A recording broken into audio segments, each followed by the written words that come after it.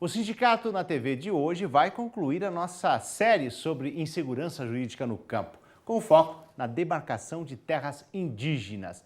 Vamos relembrar o marco temporal com a Constituição de 1988 e falar sobre a súmula 650 do Supremo Tribunal Federal. E para destacar esse assunto, é claro, você já sabe, está aqui comigo a assessora jurídica da CNA, Alda Carvalho. Muito bom dia, seja bem-vinda como sempre. Bom dia, prazer é meu. Vamos aí relembrar então a importância da definição do marco temporal em relação à demarcação de terras indígenas. Bom, nós já falamos bastante em nessa situação, inclusive no marco temporal, na entrevista anterior. Entretanto, eu senti necessidade de falar, de realçar, ressaltar mais um pouco o que vem a ser o marco temporal. Porque, na verdade, não tem só que haver a ocupação indígena no dia e ano, quer dizer, no dia e ano da data da promulgação, ou seja, 5 de outubro de 88. Não é importante apenas isso. Muitas vezes a gente tem visto casos em que diz, não, eu estava, o índio, né, a comunidade indígena étnica diz, não, nós estávamos lá em 5 de outubro. Não basta apenas ter esse fato, precisa haver um marco também da tradicionalidade desta ocupação. Né? O que vem a ser o marco da tradicionalidade da ocupação. Ela precisa ter a perdurabilidade desta efetiva ocupação indígena. O que deva ser a relação da terra com aquela tradicionalidade indígena. Então, não basta apenas dizer, eu estava lá em 5 de outubro, sim. Não, o judiciário tem que se verificar. E aí tem feito exatamente essa premissa, tem que ser verificado se eles estavam nessa data e qual o tempo e a efetiva ocupação se deu naquela ocupação, ou seja, a perdurabilidade. Por quê? Não, eu estava no dia 5 de outubro, mas anos e anos passados, em épocas remotas, eu não estava. Por que não estava antes? Porque assim, nós já até comentamos na entrevista anterior, o Rio de Janeiro seria hoje uma terra indígena, porque em tempos remotos haveria, né? Entretanto, não é essa a verificação, a premissa principal. A principal é ver se em 5 de outubro eles estavam lá e qual a perdurabilidade desse fato. Né? E por que não estavam também? Essas duas relações, marco temporal e o marco da tradicionalidade, só vai se dar se realmente os índios estavam em 5 de outubro. Aí vai se verificar a tradicionalidade. O contrário, né, caso não estavam, em 5 de outubro não estavam lá, por que não estavam? Então, essa prova, isso é extremamente importante. Eu venho deixar firme essa compreensão para os nossos produtores, para os nossos proprietários e, obviamente, para os advogados que vão advogar nessas ações para os proprietários, que verifiquem esse dado. Isso é muito importante. E a prova é mais importante ainda, porque o esbulho, o remitente, que também nós já comentamos na anterior entrevista, ela vai ser verificado pelo judiciário. Ok. Agora vamos falar também sobre a súmula 650 do STF. O que diz a norma? Bom, a súmula 650, não resta dúvida que ela já estava na Constituição, né, há algum tempo. E aí, por que o próprio STF estabeleceu essa ocupação, essa premissa no julgamento da Raposa Serra do Sol? Isso tudo veio à tona no julgamento da Raposa Serra do Sol. Você veja, mais uma vez eu posso informar a vocês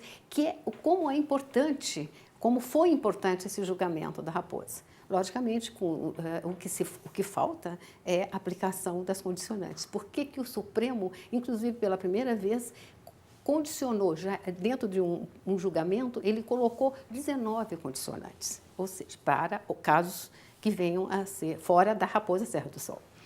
Então, a súmula 650 já está na Constituição, ela define o que são bens da União. Ela já está e reafirma. Já reafirma. Ela está, sempre ficou. Quais são os bens da União? Ora, os bens da União, entre eles, entre vários, os que atualmente pertencem à União, né? E os que vierem a pertencer, a lhe ser atribuído. E foi incluído o inciso 11, as terras tradicionalmente ocupadas pelos índios, que são terras da União. Na verdade, a ocupação indígena é apenas para uso e fruto daquela comunidade, mas ela é registrada em nome da União. Ela não tem nenhum negócio com ela. Ela é especificamente da União, não é do vamos índio. lembrar, então, quais são as condições para que a terra indígena seja realmente efetiva? Ela para ser, exatamente, ela para ser efetivamente tradicional, ela tem que ter, a tradicionalidade tem que ser comprovada, a tradicionalidade indígena, ou seja, como é que o índio viveu naquela terra, quando ele estava naquela época, em 5 de outubro de 88, estava vivendo, e a relação dele com aquela terra. Se ele estava fazendo aquela terra para usos e costumes de suas tradições, que é o capítulo 231, define isso, que as terras são tradicionalmente ocupada pelos índios para usos e costumes e tradições, desenvolvimento de todo esse conhecimento indígena. Para isso, se não, eles não estavam utilizando a terra, não estavam lá, não utilizavam elas para seus usos e costumes, não tem nenhuma comprovação de que eles usaram ela em tempos, não em tempos remotos, mas em certa época, não tem como você definir que é uma terra indígena. Então, tem sido muito os nossos embates. Né? Agora, e o Poder Judiciário tem decidido com base nesses critérios? Exatamente. O Poder Judiciário ele está muito atento a essas premissas, né? Que é o marco temporal junto com a tradicionalidade indígena. Esses dois fatos eles têm que estar comprovados nisso. E aí eu posso já citar, eu vou até ver o RE, que é 2 decisões, uma já mais antiga, que é da relatoria do ministro Nelson Jobim, que é um recurso extraordinário 219-983, quem quiser conferir. E outra decisão mais recente que definiu que foi aplicado o esbulho, que foi comprovado o esbulho renitente, aí foi ao contrário do nosso proprietário, quer dizer, do autor, foi no recurso extraordinário com agravo, um agravo regimental em mandado de segurança, número 803462, de relatoria do ministro Teori Zavascki. Então, esses 2 casos é muito interessante, eu escolhi exatamente para poder definir essa situação, né? Agora, tanto do marco temporal quanto da tradicionalidade. Doutora Alda, agora qual o trabalho da CNA na defesa dos direitos do produtor rural nesse caso? Olha, a CNA está realmente muito atenta a tudo isso. Né? E tem feito um trabalho que é o que nos cabe, é fazer um trabalho toda a nossa diretoria e nossas federações e os sindicatos, eles têm sido orientados por nossa casa nós temos feito uma interlocução com as áreas, com as esferas decisórias do governo federal, do poder legislativo e do poder judiciário também. Nós temos sempre que podemos nosso presidente tem solicitado audiências com ministros para expor essa situação e reafirmar a nossa preocupação com relação a essa situação, no sentido de dar maior segurança jurídica ao campo. Essa é na verdade, o nosso trabalho que estamos a CNA está muito preocupada e tem feito um trabalho contínuo. Não resta dúvida que é lento, né?